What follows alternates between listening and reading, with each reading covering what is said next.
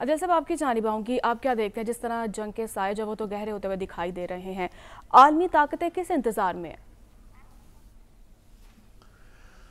देखें, आलमी ताकतों की इस वक्त जो रियलिटी है उसको समझने की ज़रूरत है। अगर हम ये तवक्को लगाए बैठे हैं कि इस्लामी ममालिक, अरब ममालिक जो हैं इसमें कोई बड़ा किरदार अदा करें, तो ये समझने की ज़रूरत है कि उन अरब ममालिक में जो किंगडम की जो पावर है, जो इक़्तिदार है, वो कहीं सेकंड जनरेशन और कहीं थर्ड जनरेशन को मुंतकिल हो चुका है, और उस जनरेशन को मुंतकिल हो चुका है जिनकी एफिलिएशंस हैं, जिनका बचपन, जिनकी जवानी जो है उन ममालिक में गुजरी, वेस्ट में गुजरी, जिनकी दोस्तियां हैं, जिनकी जो इकनॉमिक डिपेंडेंस है, जिनकी मार्केट्स की डिपेंडेंस है, वो वेस्टर्न कंट्रीज़ के ऊपर हैं। तो अगर हम उनसे ये तवक्को करें कि वो इस मामले में कोई एग्रेसिव किरदार अदा करें कि जो हम ये अपने ख्यालों में कुछ सोच के बैठे हैं,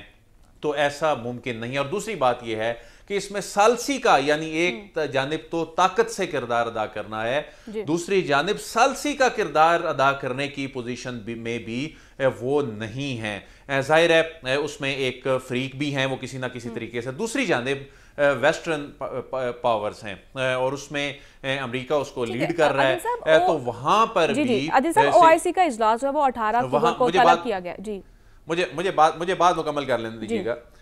वहां पर भी वेस्टर्न जो पावर्स हैं वहां वो भी चूंकि इसमें दूसरी जानिब की स्टेक होल्डर्स हैं, तो इसमें सालसी का किरदार एक ऐसा मुल्क अदा कर सकता है जो बिल्कुल इसमें न्यूट्रल भी हो। और इसमें चीन वाकई में, यानी जो अमेरिका ने भी चीन को रिक्वेस्ट की है, चीन वाकई में ना सिर्फ इसमें किरदार अदा कर सकता है सालसी का, बल्कि अगले हफ्ते चीन एक आला सतह वफ्द जो है वो भिजवा रहा है, और आने वाले दिनों में अगर कोई किरदार अदा हुआ सालसी का तो वो चीन की जानिब से ही होगा। और अभी हमने माजी करीब में देखा कि दुनिया की जो बड़ी राइवलरी है उसमें उसने एक सालसी का बड़ा मौसर किरदार अदा किया, उसको उसमें डिलीवर किया।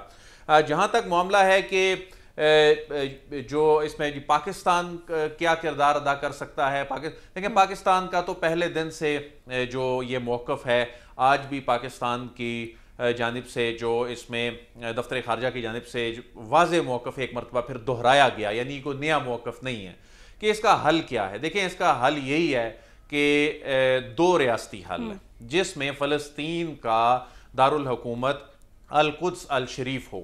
इसके अलावा इसका हल नहीं है। इसके अलावा आप इसको आर्जी तौर पर तो ये जंग बंदी कर सकते हैं, इस मामले का ये मुस्तकिल और दायमी हल नहीं है। जहां तक मामला है OIC का, आपने कहा, हमने कल भी इस पर बात की, ये जो OIC का इजलास बुलाया, देखें वो सवाए मुज़म्मती करारदाद के कुछ भी नहीं होना।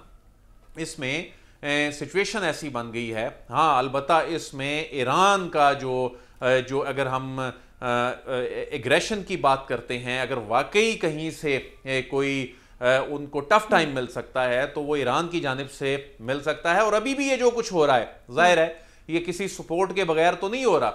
यानी ये जो हमास है, हिजबुल्लाह है, या कोई और भी ग्रोह यहाँ पर लड़ रहा हो, तो जाहिर है उसको कहीं ना कहीं से तो उसको सपोर्ट मिल रही है, कहीं ना कहीं से तो वो फीड हो रहा है। ये कोई रेगुलर आर्मी तो नहीं लड़ रही।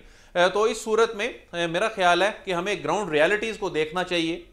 हम इसमें ज़्यादा हम कहानियों या कोई ऐसी ख्वाहिशात के यहाँ पता नहीं क्या हो जाएगा। देखिए, मैंने आपको इस्लामी ममालिक की रियलिटी बताई। इस्लामी ममालिक ऑलमोस्ट बेबस हैं, इसमें कुछ नहीं कर सकते। जो उनकी इकनॉमिक मॉडल्स हैं, जो उनकी डिपेंडेंस है, तो दूसरी जानिब वेस्ट जो है उसके अपने स्टेक्स हैं। तो इसमें चीन जैसे मुल्क को किरदार अदा करके आप ये कहना चाह रहे हैं कि इस्लामिक ममालिक जो अपने ज़ाती मफादात को मद्देनजर रखेंगे?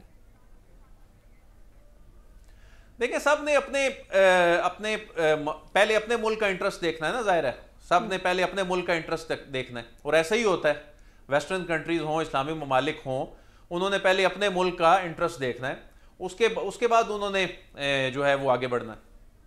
जी, ठीक है। अजय साहब, आपकी जानिब आऊंगी, आप क्या देखते हैं जिस तरह जंग के साए जो वो तो गहरे होते हुए दिखाई दे रहे हैं, आलमी ताकतें किस इंतजार में है?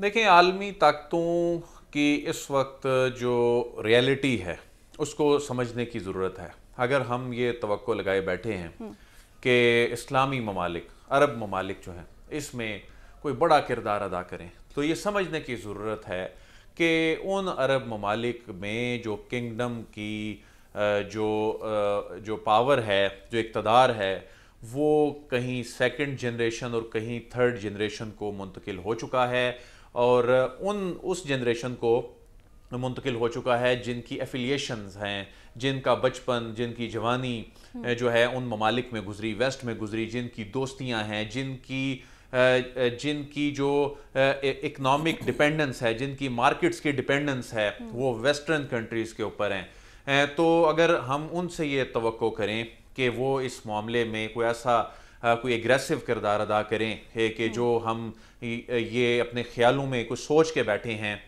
तो ऐसा मुमकिन नहीं है। और दूसरी बात यह है कि इसमें सालसी का, यानी एक जानिब तो ताकत से किरदार अदा करना है, दूसरी जानिब सालसी का किरदार अदा करने की पोजीशन में भी वो नहीं है। जाहिर है उसमें एक फ्रीक भी हैं वो किसी ना किसी तरीके से, दूसरी जानिब वेस्टर्न पावर्स हैं और उसमें अमेरिका उसको लीड कर रहा है। तो वहां पर भी ओआईसी का इजलास जो है वो 18 अक्टूबर को तलब किया गया। जी, मुझे बात मुकम्मल कर लेने दीजिएगा।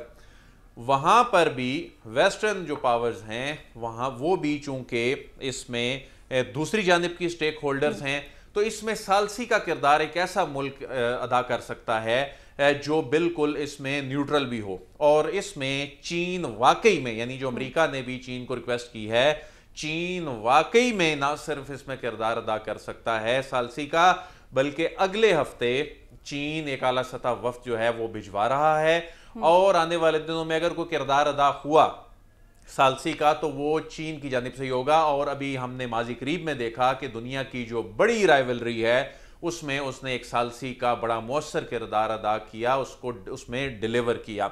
जहां तक मामला है कि जो इसमें पाकिस्तान क्या किरदार अदा कर सकता है, लेकिन पाकिस्तान का तो पहले दिन से जो ये मौक़िफ़ है, आज भी पाकिस्तान की जानिब से जो इसमें दफ्तर खारजा की जानिब से वाज़े मौक़िफ़ एक मरतबा फिर दोहराया गया, यानी कोई नया मौक़िफ़ नहीं है कि इसका हल क्या है। देखें, इसका हल यही है कि दो रियासती हल है जिसमें फ़लस्तीन का दारुल हुकूमत अल कुद्स अल शरीफ हो। इसके अलावा इसका हल नहीं है। इसके अलावा आप इसको आर्जी तौर पर तो ये जंग बंदी कर सकते हैं, इस मामले का ये मुस्तकिल और दायमी हल नहीं है। जहां तक मामला है ओआईसी का, आपने कहा, हमने कल भी इस पर बात की, ये जो ओआईसी का इजलास बुलाया, देखें वो सिवाय मुज़म्मती करारदाद के कुछ भी नहीं होना। इसमें सिचुएशन ऐसी बन गई है, हाँ अलबत्ता इसमें ईरान का जो अगर हम एग्रेशन की बात करते हैं, अगर वाकई कहीं से कोई उनको टफ टाइम मिल सकता है तो वो ईरान की जानिब से मिल सकता है। और अभी भी ये जो कुछ हो रहा है, जाहिर है ये किसी सपोर्ट के बगैर तो नहीं हो रहा, यानी ये जो हमास है, हिजबुल्लाह है, या कोई और भी ग्रोह यहाँ पर लड़ रहा हो, तो जाहिर है उसको कहीं ना कहीं से तो उसको सपोर्ट मिल रही है, कहीं ना कहीं से तो वो फीड हो रहा है। ये कोई रेगुलर आर्मी तो नहीं लड़ रही। तो इस सूरत में मेरा ख्याल है कि हमें ग्राउंड रियलिटीज़ को देखना चाहिए। हम इसमें ज़्यादा हम कहानियों या कोई ऐसी ख्वाहिशात के यहाँ पता नहीं क्या हो जाएगा। देखिए, मैंने आपको इस्लामी ममालिक की रियलिटी बताई। इस्लामी ममालिक ऑलमोस्ट बेबस हैं, इसमें कुछ नहीं कर सकते। जो उनकी इकनॉमिक मॉडल्स हैं, जो उनकी डिपेंडेंस है, तो दूसरी जानिब वेस्ट जो है उसके अपने स्टेक्स हैं। तो इसमें चीन जैसे मुल्क को किरदार अदा करके ये कहना चाह रहे हैं कि इस्लामिक ममालिक जो अपने ज़ाती मफादात को मद्देनजर रखेंगे। देखिए, सब ने अपने पहले अपने मुल्क का इंटरेस्ट देखना है ना, जाहिर है सब ने पहले अपने मुल्क का इंटरेस्ट देखना है। और ऐसा ही होता है, वेस्टर्न कंट्रीज हों, इस्लामी ममालिक हों, उन्होंने पहले अपने मुल्क का इंटरेस्ट देखना है, उसके बाद उन्होंने जो है वो आगे बढ़ना है। जी, ठीक है।